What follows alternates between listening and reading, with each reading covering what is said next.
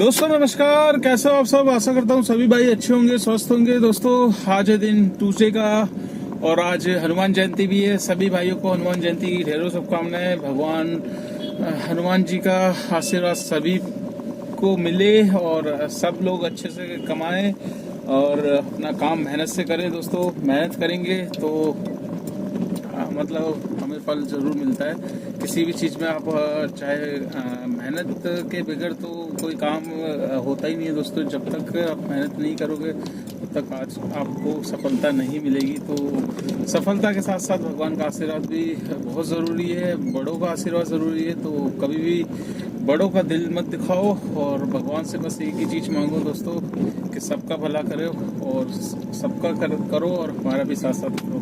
तो मतलब अपनी कृपा बस बनाए रखो। तो आज दिन है हनुमान जी का और आज पूरे दिन दोस्तों भंडारे जगह जगह देखने को मिले। और आज मैं कनॉट प्लेस गया था दोस्तों। कनॉट प्लेस में आप मानोगे नहीं, इतनी लंबी लाइन लगी पड़ी थी। आप ये लगा लीजिए जंतर मंतर तक लाइन पहुंच गई थी हनुमान मंदिर की दर्शन की। ये लगा लो इतनी भीड़ थी, इतना क्राउड था और एक मतलब अलग ही वो रहता है भक्तों में कि भाई हनुमान जी के दर्शन करने हैं और हनुमान जी का जन्म हुआ है तो उसका सभी को इच्छा रहती है कि भगवान से आशीर्वाद लिया जाए। तो बहुत ज़्यादा क्राउड था दोस्तों। मतलब कनॉट प्लेस में यह हाल था। तो आप सोचिए जो दिल्ली में देखिए दो हैं जहाँ पर सबसे ज़्यादा क्राउड रहता है। एक तो ISBT के पास में जो है वो मंदिर है और वहाँ तो आपको ट्रैफिक भी इस टाइम मेरे ख्याल से बहुत ज़्यादा लगा होगा। और कनॉट प्लेस में तो अभी अगर हैं काफ़ी भाई होंगे तो फंसेंगे। कनॉट प्लेस में बहुत ज़्यादा ट्रैफिक है और बहुत ज़्यादा मतलब हाई डिमांड भी आपको देखने को मिलेगी वहाँ पर।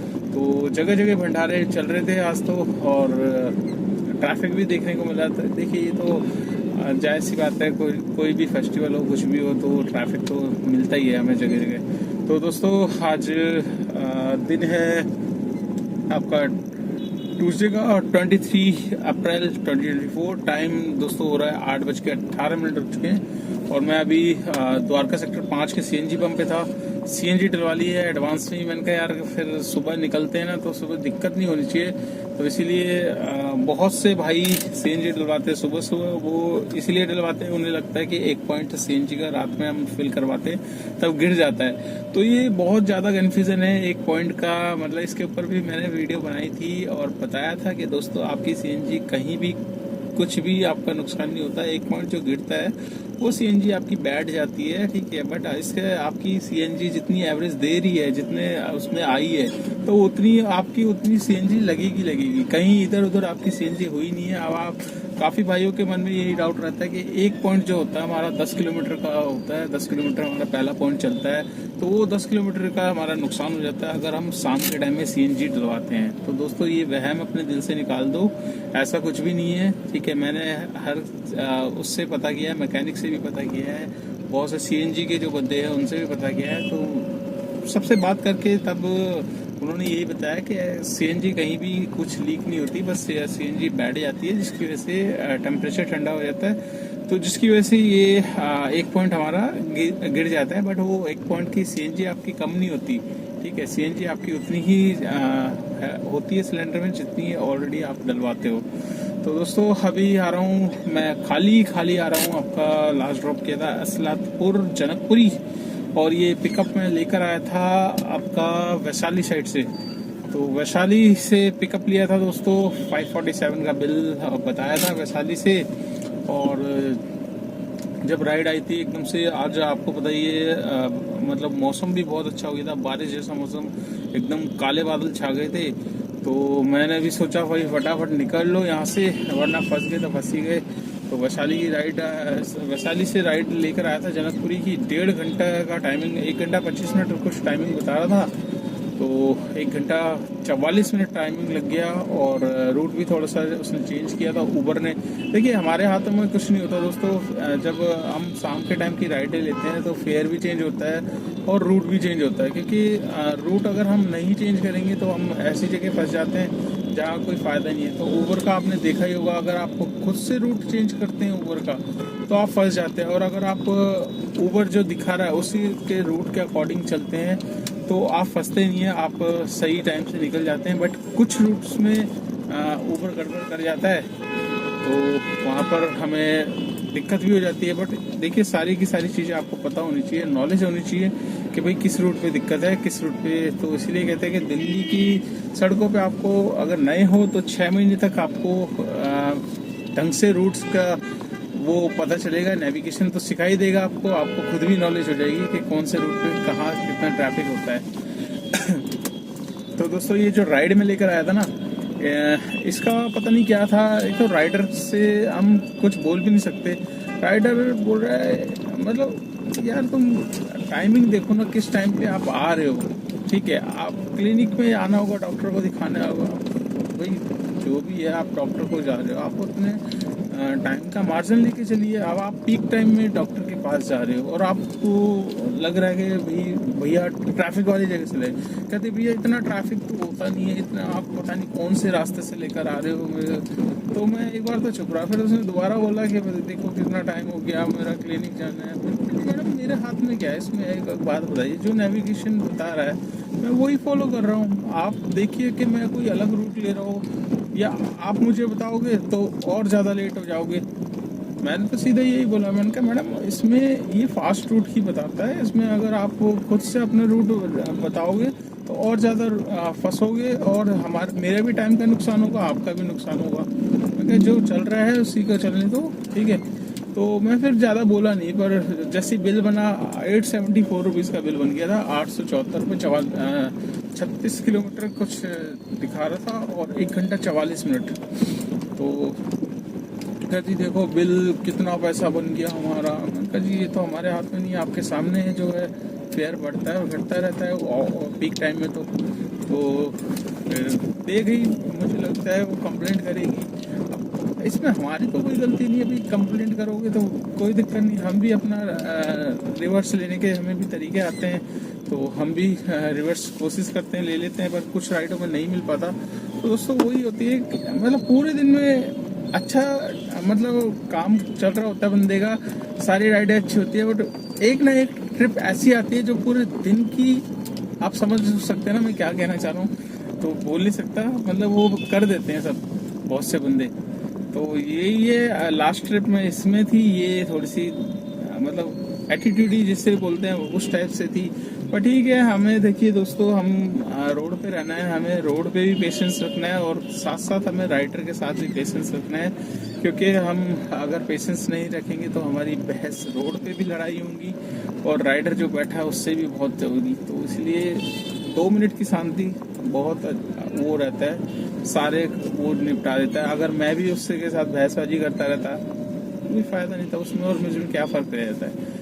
तो अच्छे इंसान की यही पहचान है कि पेशेंस रखें और सही वक्त आने पे सही चीज़ का उपयोग करें, वो बेटर रहता है। तो दोस्तों आज हम बात करेंगे ओला उबर के बारे में ही, और मोस्टली देखिए उबर के बारे में ही मैं आपसे डिस्कस कर लेता हूँ कि तो दोस्तों उबर में मैं कोशिश यही करता हूँ कि छोटा से छोटा अपडेट आपके लिए लेकर आऊँ, और आज हम बात करेंगे उबर के बारे में ही।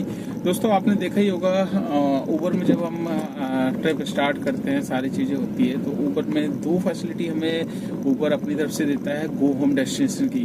तो जब भी हमें घर की याद आती है, घर की तरफ जाना पड़ता है, ठीक है, और हमारा एक फिक्स टाइमिंग होता है कि भाई हम रूट पे इस रूट पे हैं तो हमें अब इस टाइम तक अपने घर पे पहुंच जाना चाहिए, क्योंकि हमारी फैमिली वेट कर रही होती है। तो उबर में 2 डेस्टिनेशन का ऑप्शन मिला हुआ है दोस्तों, आपने देखा ही होगा।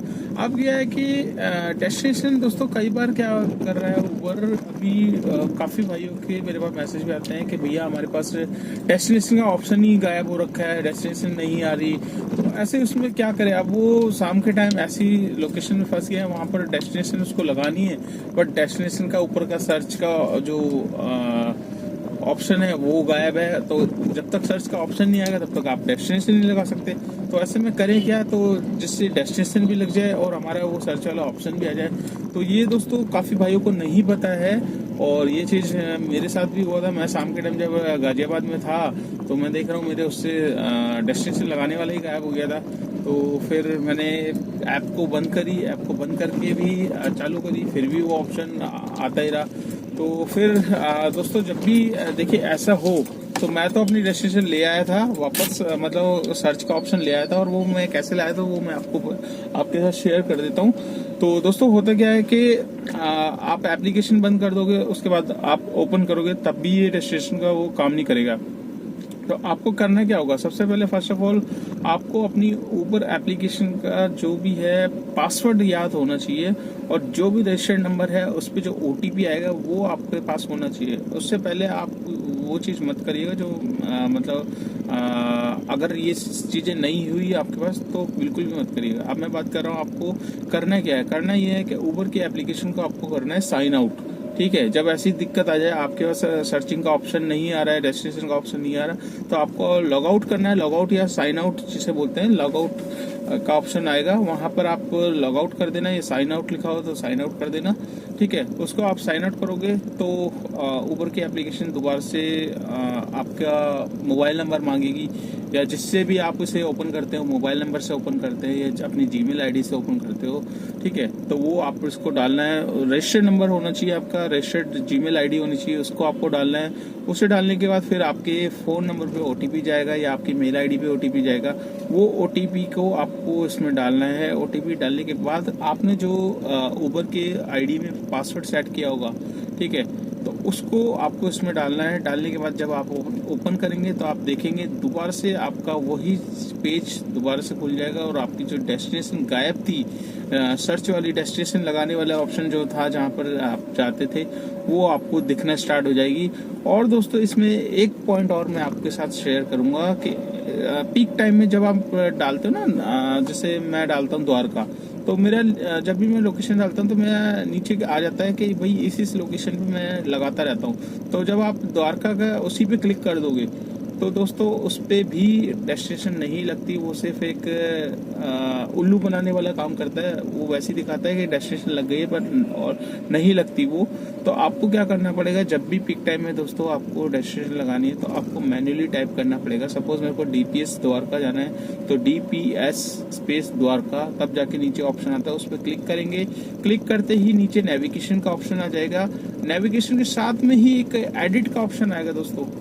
एडिट, जब तक एडिट है आपका बोल्ड में दिखाई देगा ना, तो आप समझ जाओ कि लोकेशन लग रही है। अगर वो नहीं दिखाई दे रहा तो लोकेशन आपकी नहीं लग रही है। तो ऐसे भी बहुत ज्यादा चालाकी दोस्तों, पर कहते हैं ना चालाकी जो जितना ज्यादा चालाक होता है शेर का सवा सिर मिलता है। तो हम भी इसी लाइन के ही हैं, तो हमें भी पता है भाई कैसे कैसे क्या होता है। तो हमें भी कोई ना कोई भाई किसी न किसी चीज का तोड़ बता ही देता है। तो इस चीज का ये डेस्टिनेशन कैसे लानी है वो चीज मैंने बता दी, और आपको डेस्टिनेशन लगानी कैसे, अगर ऊबर नहीं लगाता तो आपको कैसे लगानी है ये भी आपको मैंने आज डीपली बता दिया है। तो आशा करता हूँ ये जानकारी आपको अच्छी लगी होगी। वीडियो अच्छी लगे एक लाइक एक शेयर जरूर करना दोस्तों। और आज का मैं काम आपके साथ शेयर कर देता हूँ।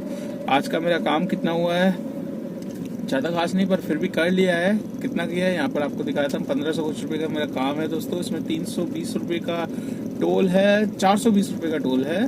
तो राउंड फिगर आप मान के चलिए 2000, और 2000 में एक 500 की ट्रिप मारी है मैंने रैपिडो में। तो 500 की ट्रिप है रैपिडो में, तो टोटल काम हो गया दोस्तों 2500 रुपए का। 2500 रुपए का आज का मेरा काम है, जिसमें मैं अभी CNG डलवा के ला रहा हूँ 527 रुपए की, सॉरी 507 रुपए की CNG मैंने डलवा ली है। सिलेंडर कर दिया फुल, और दिन में मैंने डलवाई थी तकरीबन 395 की। तो 400 की दिन में थी। उससे पहले मेरे पास CNG थी, तकरीबन आधी CNG थी, 300 रुपए तक की CNG तकरीबन थी, 300 या 200 तक की थी।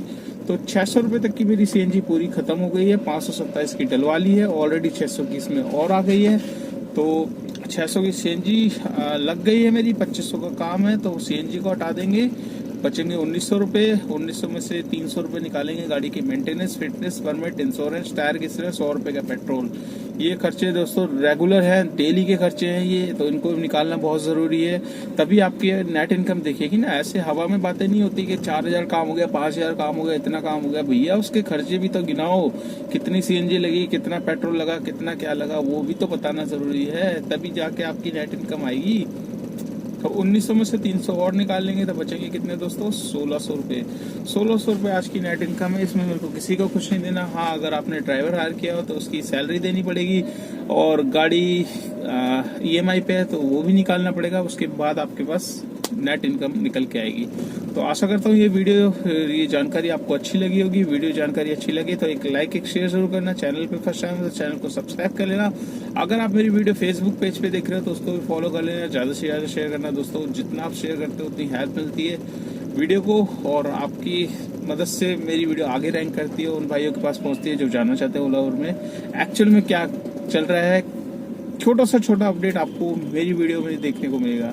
तो चलिए दोस्तों, इस वीडियो को कर लेते हैं यहीं पे एंड, और आपसे मुलाकात करते हैं नेक्स्ट व्लॉग में। तब तक के लिए